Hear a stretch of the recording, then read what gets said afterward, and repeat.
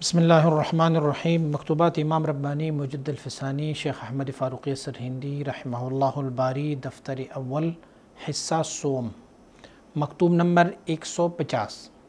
یہ مکتوب شریف خواجہ محمد قاسم صاحب کی طرف صادر کیا گیا ہے اس بارے میں کہ آپ کو جو چاہیے سب سے بہترین عمل یہ ہے کہ آپ اپنے مطلوب مقصود اس کو اپنے رب متعال حضرت واجب الوجود جل وعلا شانہ کو رکھیں۔ آپ کا التفات نامہ مجھے مل گیا اور میں اس کو پڑھ کے بہت ہی فرحت بخش ہوا ہوں اور مجھے اس سے بہت خوشی ہوئی۔ آپ نے اپنی اس مکتوب شریف میں لکھا ہے کہ دنیاوی صورتحال اور مالی پوزیشن میری بہت خراب ہو گئی ہے، اس سے شکایت کی ہے۔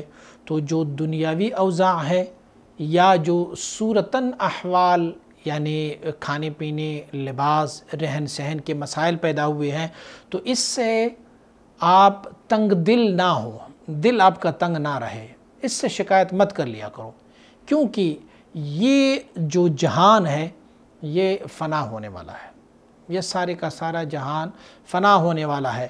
بلکہ حق یہ ہے کہ آپ اپنے آپ کو مرضیات اللہ رب العزت پر اپنے آپ کو وابستہ رکھیں اور زندگی اسی پر بسر کر لیں۔ دنیا اگر آپ سے ناراض ہے تو کوئی بات نہیں ہے، آپ سے آخرت راضی ہونے چاہیے، آپ سے آپ کا رب راضی ہونا چاہیے۔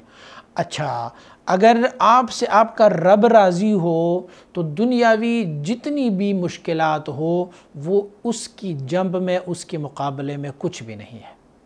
کہ ایک بندے سے ان کا رب راضی ہو جائے تو دنیا میں بھلے جتنے بھی مشکلات آئے، تکالیف آئے، وہ سارے تکالیف کو وہ برداشت کرے، کیونکہ ان کے پاس ایک بہت بڑی نعمت ہے، اور وہ نعمت کیا ہے؟ ان کا رب ان سے راضی ہے۔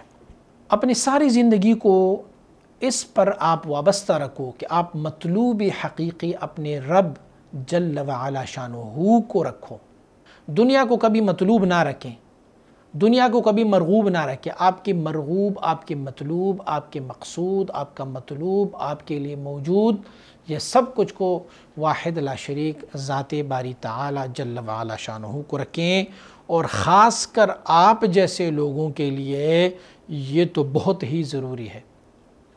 اب دیکھیں، دنیا تو ویسی بھی روٹ گئی ہے، دنیاوی مال، جاہ و جلال، پیسہ، کر و فر سب کچھ ختم ہو گیا ہے، نہیں ہے۔ تو اگر یہ کچھ ہے ہی نہیں سرے سے، تو آپ اپنے مقصود اور مطلوب کو تو اپنا رب ہی رکھ لو بس۔